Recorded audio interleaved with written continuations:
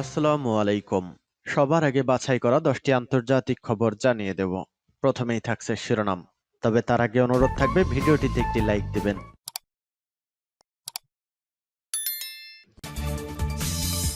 দখলদার ইসরায়েলি বাহিনী এবং ফিলিস্তিন পুরোদমে যুদ্ধ চলছে। জানিয়ে দেব হাতে থাকা সর্বশেষ আপডেট আন্তর্জাতিক সংবাদ। প্রথমেই সংবাদ শিরোনাম। হিজবুল্লাহর রকেট হামলায় আবারও কেঁপে উঠল ইসরায়েল। এরপর জানিয়ে দেব বাংলাদেশে বিদ্যুৎ সরবরাহ অব্যাহত রাখবে ভারতের আদানি গ্রুপ। এদিকে নামাজরতদের ওপর ইসরায়েলি হামলার নিন্দা মুসলিম বিশ্বের। এরপর জানিয়ে দিব রাশিয়ার সুদজা শহর দখল করল ইউক্রেন।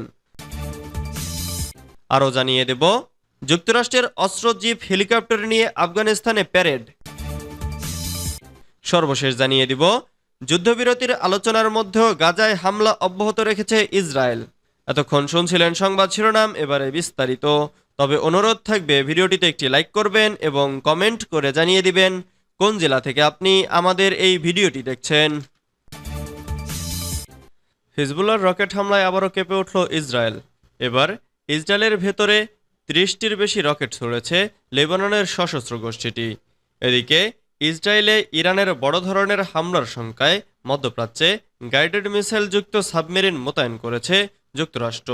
ইরান ইসরায়েল উত্তেজনার মধ্যে গাজায় যুদ্ধবিরতি বাস্তবায়নে কাতার, যুক্তরাষ্ট্র ও মিশরকে নতুন প্রস্তাব দিয়েছে হামাস। ইরান সমর্থিত হিজবুল্লাহ গোষ্ঠীর একের পর এক রকেট হামলায় ক্ষোভে ফুঁসছে ইসরায়েল। তবে শীর্ষ নেতাকে হত্যার প্রতিশোধ নিতে প্রতিশ্রুতিবদ্ধ হিজবুল্লাহ। তাই রবিবার রাতভর রকেট হামলায় ইসরায়েলের উত্তরাঞ্চল কাঁপাল তারা। ইসরায়েলের সেনাবাহিনীর দাবি, রকেটগুলো ফাঁকা স্থানে ভূপাতিত হওয়ায় কেউ হতাহত হয়নি। হিজবুল্লাহ ও ইরানকে মোকাবেলায় ইসরায়েল সব ধরনের প্রস্তুতি শেষ করেছে।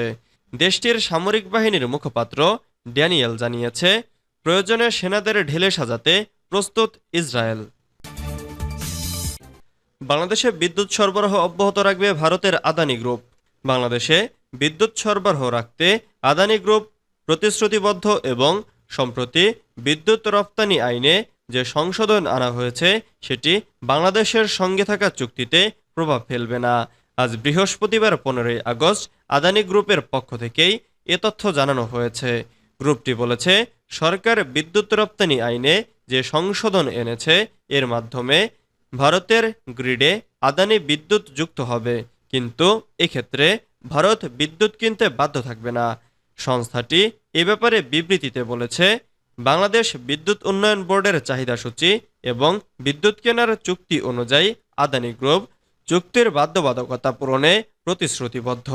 আমরা পারস্পরিক পরিপূর্ণতা অব্যাহত রাখার ব্যাপারে আশাবাদী। ঝাড়খণ্ডের গোড্ডায় অবস্থিত আদানির 1600 মেগাওয়াট বিদ্যুৎ কেন্দ্রটি ভারতের একমাত্র কেন্দ্র যেটি প্রতিবেশী দেশের তাদের 100% বিদ্যুৎ সরবরাহ করতে পারে।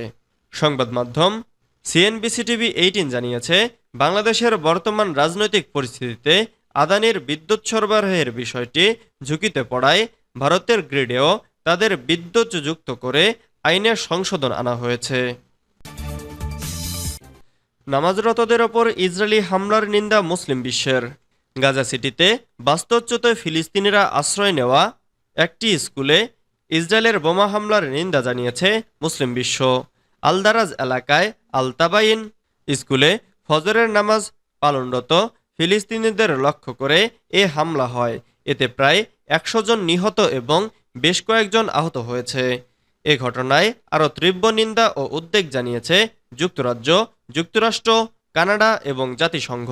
মিশরের পররাষ্ট্র মন্ত্রণালয় এক বিবৃতিতে এ হামলার নিন্দা করেছে এবং চলমান যুদ্ধ শেষ করার জন্য তেল আবিবের বিরুদ্ধে বাস্তবিক উদ্দেশ্যের অভাব বলে অভিযোগ করেছে।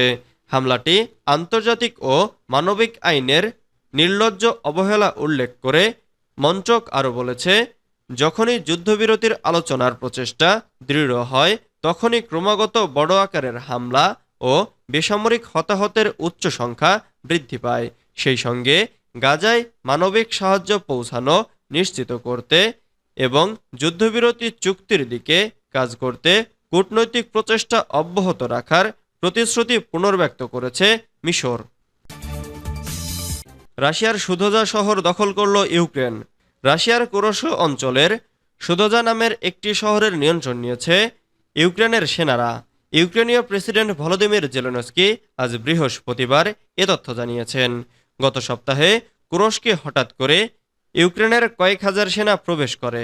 সুদোজা শহরে গত সপ্তাহ থেকেই ছিল ইউক্রেনীয় সেনারা, কিন্তু এবারই প্রথমবারের মতো দেশটির প্রেসিডেন্ট জানালেন তাদের সেনারা শহরটি দখল করেছে। ইউক্রেনের সেনাপ্রধান অলেকজান্ডার সিরস্কি জানিয়েছেন, গত সপ্তাহে আকস্মিক অভিযান শুরুর পর এখন পর্যন্ত তারা কুরস্কের ৩৫ কিলোমিটার ভেতরে প্রবেশ করতে পেরেছেন। এর মধ্যে ১১৫০ স্কোয়ার কিলোমিটার অঞ্চল এবং ৪২টি এলাকা নিজেদের নিয়ন্ত্রণে নিয়েছেন তারা।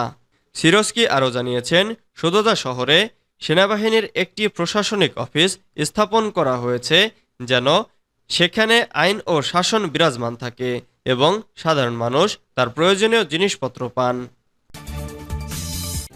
যুক্তরাষ্ট্রের অস্ত্রজীব হেলিকপ্টার নিয়ে আফগানিস্তানে প্যারেড। যুক্তরাষ্ট্রের নেতৃত্বাধীন সামরিক জোট ন্যাটোকে হটিয়ে ৩ বছর আগে ফের আফগানিস্তানের ক্ষমতা দখল করে তালিবান। গতকাল বুধবার ১৪ আগস্ট এই উপলক্ষে বারগাম ঘাঁটিতে সামরিক প্যারেডের আয়োজন করা হয়।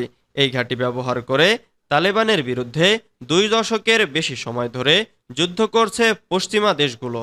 সামাজিক যোগাযোগ মাধ্যমে প্রকাশিত ছবিতে দেখা গেছে সামরিক পোশাক পরিহিত তালেবান যোদ্ধারা হেলিকপ্টার উড়াচ্ছেন এবং নিচ দিয়ে সাজাও যান যাচ্ছে। ২০২১ সালে মার্কিন বাহিনী যখন আফগানিস্তান থেকে পালিয়ে যায় তখন এগুলো ফেলে চলে যেতে বাধ্য হয় তারা। আফগানিস্তানের উপপ্রধানমন্ত্রী মৌলভী আব্দুল কবির বলেছেন, ইসলামিক আমিরাত অভ্যন্তরীণ দ্বন্দ্বের সমাপ্তি ঘটিয়েছে এবং দেশের মধ্যে একতা এবং সহযোগিতামূলক সম্পর্ক বৃদ্ধি করেছে। তিনি আরও বলেছেন, আফগানিস্তানের অভ্যন্তরীণ বিষয়ে আর কোনোদিন কোনো দেশকে হস্তক্ষেপ করতে দেওয়া হবে না। এছাড়া অন্য কোনো দেশের বিরুদ্ধে আফগানিস্তানের মাটি ব্যবহার করতেও দেওয়া হবে না। যুদ্ধবিরতির আলোচনার মধ্যেও গাজায় হামলা অব্যাহত রেখেছে ইসরায়েল। যুদ্ধবিরতি এবং জিম্মি মুক্তির আলোচনার মধ্যেও ফিলিস্তিনের গাজায় স্থল এবং আকাশ হামলা অব্যাহত রেখেছে ইসরায়েল। অনলাইন আল জাজিরার প্রতিবেদনে বলা হয়েছে, গাজার দক্ষিণের শহর খান ইউনিসের আবাসিক ভবনগুলোতে বোমা হামলা করেছে ইসরায়েল। এছাড়া তেল আবিবের বিমানবাহিনী হামাদ সিটিতেও বোমা বিস্ফোরণ করেছে। কাতারে যুদ্ধবিরতি এবং জিম্মি মুক্তির আলোচনায় বসেছে যুক্তরাষ্ট্র, ইসরায়েল ও হামাসের প্রতিনিধিরা। হামাসের মধ্যস্থতাকারী দলের প্রতিনিধিরা বলেছে, যুদ্ধবিরতির প্রস্তাবে ইসরায়েলের কাছ থেকে যুক্তিসঙ্গত প্রতিক্রিয়া নির্ধারণ করবে যুদ্ধবিরতি কার্যকর হবে কিনা। আলোচনার প্রাক্কালে মার্কিন পররাষ্ট্রমন্ত্রী অ্যান্টনি ব্লিংকেন এবং কাতারের প্রধানমন্ত্রী শেখ মোহাম্মদ বিন আব্দুল রহমান আল থানি আলোচনাকে দুর্বল করার চেষ্টা থেকে বিরত থাকার আহ্বান জানিয়েছেন। ইসরায়েলি সামরিক অভিযানের সময় অধিকৃত পশ্চিম তীরের তুবাসে ইসরায়েলি নিরাপত্তা বাহিনীর হাতে ৫ জন নিহত হয়েছেন, যার মধ্যে তাম্বুন শহরে ড্রোন হামলায় নিহত হওয়া ৪ ফিলিস্তিনিও রয়েছেন। উল্লেখ্য, ইসরায়েলের গত ১০ মাসের হামলায় এ পর্যন্ত ৩৯,৯৬৫ ফিলিস্তিনি নিহত হয়েছেন।